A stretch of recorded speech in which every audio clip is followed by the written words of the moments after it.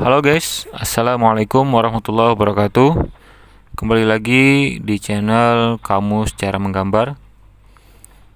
Kemarin kita sudah belajar tentang membuat mulut dan rahang, dan tentu saja dengan beberapa tutorial-tutorial yang telah disuguhkan untuk teman-teman semua agar bisa kemudian belajar dan membuat anatomi manusia.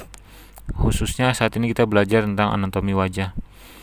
Dan kita hari ini akan menggambar tentang telinga ya guys. Saya akan berikan sebagaimana biasanya, akan memberikan pola umum untuk menjadi rumus mengetahui tempat telinga akan berada di mana.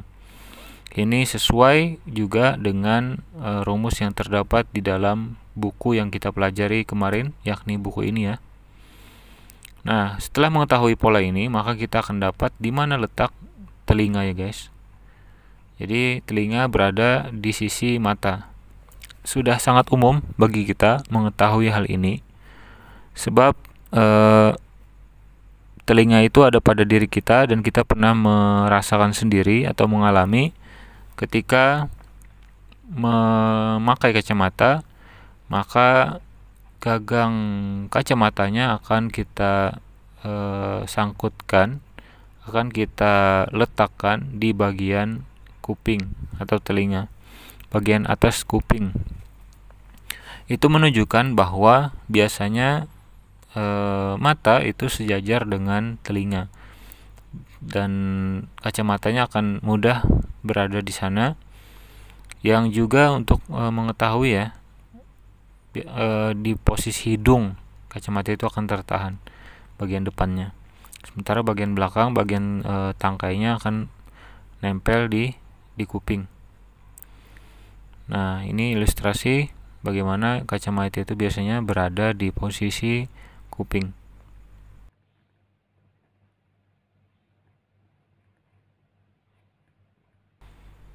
Oke, ini adalah contoh simple tentang kuping. Saya buat lebih besar agar mudah dilihat, dipelajari, bahwa kuping itu seperti ini, bagian prem luarnya, kemudian bagian kecil, daging kecil di dalamnya, kemudian melingkar ke atas dan ada lengkungan.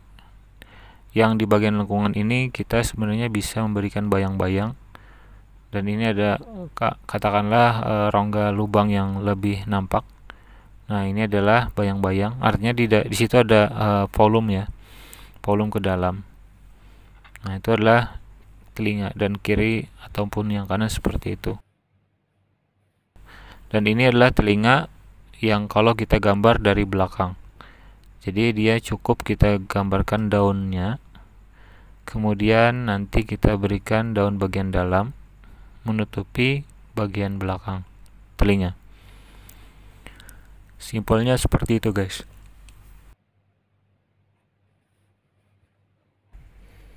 Jadi sangat mudah membuat kuping itu ya guys. Dan memang tidak cukup dengan menghayalkan. Imajinasi boleh, tapi kita perlu juga untuk melihat langsung contoh ya guys. Makanya kalau teman-teman sedang kebingungan untuk membuat gambar, datang lagi saja ke channel ini untuk mempelajarinya dan melihat tahapan pembuatannya dari awal.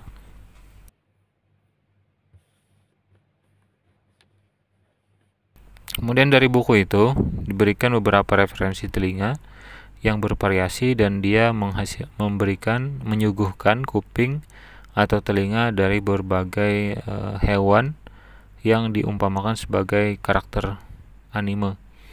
Dan ini mungkin telinga entah itu kucing atau apa ya guys, kita tidak begitu mengetahui juga. Yang jelas seperti ini gambarannya, yang posisinya berada di atas atau di samping kepala ya guys, untuk kuping yang seperti ini.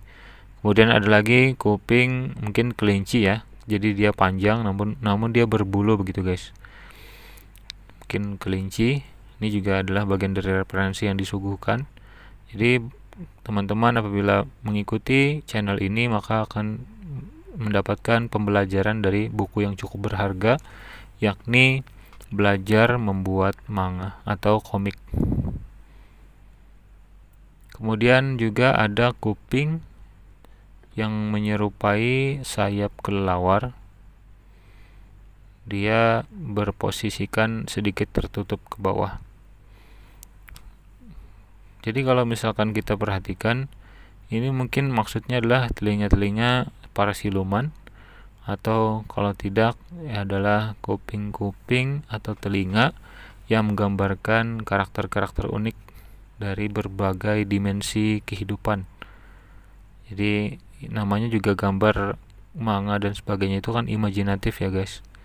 Ada hal-hal yang menjadi perhatian untuk menarik dibuat sebuah cerita, sehingga pemeran atau karakter-karakternya pun dibikin cukup unik. Nah, ini juga mungkin sebenarnya mirip seperti sayap kelelawar yang sedang mekar, namun dia lebih condong mirip seperti sirip atau sisik ikan. Jadi lebih kencang ya guys, lebih kencang kupingnya, dan ini tetap digambarkan sebagai kuping.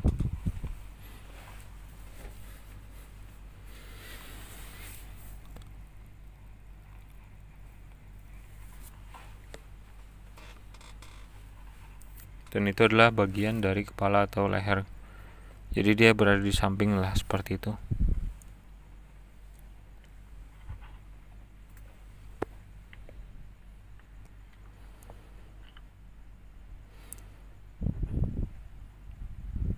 Kemudian kita akan membuat kuping yang panjang ya guys. Kuping yang panjang. Jadi masing-masing kita bisa berimajinasi lah. Yang jelas kadang memang ada kuping seperti ini yang dibuat oleh komikus. Biasanya di dalam tema-tema fantasi ya guys. Fantasi dan keunikan-keunikan karakter lah.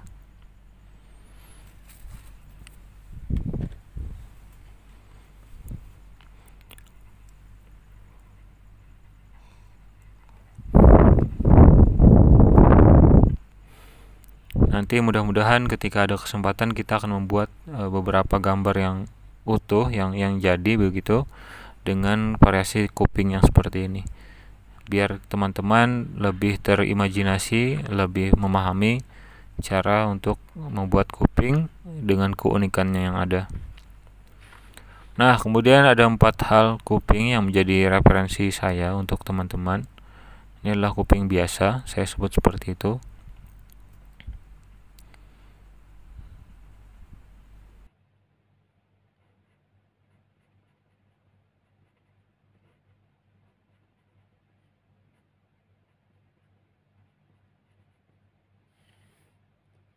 Nah, setelah kuping biasa, kita akan lanjut referensi atau contoh kuping yang itu adalah kuping panjang, kuping siluman atau kuping malaikat, mungkin maksudnya seperti itu. Yang jelas sering juga muncul kuping yang panjang seperti ini. Dan ini hanya referensi untuk lebih mengembangkan kreativitas ya guys. Mungkin di kehidupan nyata tidak akan ada, kita hanya berimajinasi untuk sebuah kefiksian karakter. Kemudian ada juga kadang kuping itu yang bulat seperti ini ya. Kalau saya pengalaman itu pernah menggambar mungkin manusia atau orang yang dia dibuat dengan kuping bulat, itu adalah monyet gitu. Artinya tipe-tipe orang yang bulat lah seperti itu kepalanya. Kemudian ada juga kuping yang panjang ya. Nah, yang bawahnya itu panjang. Boleh yang ada anting, mungkin ada juga yang cuman kulitnya saja yang panjang.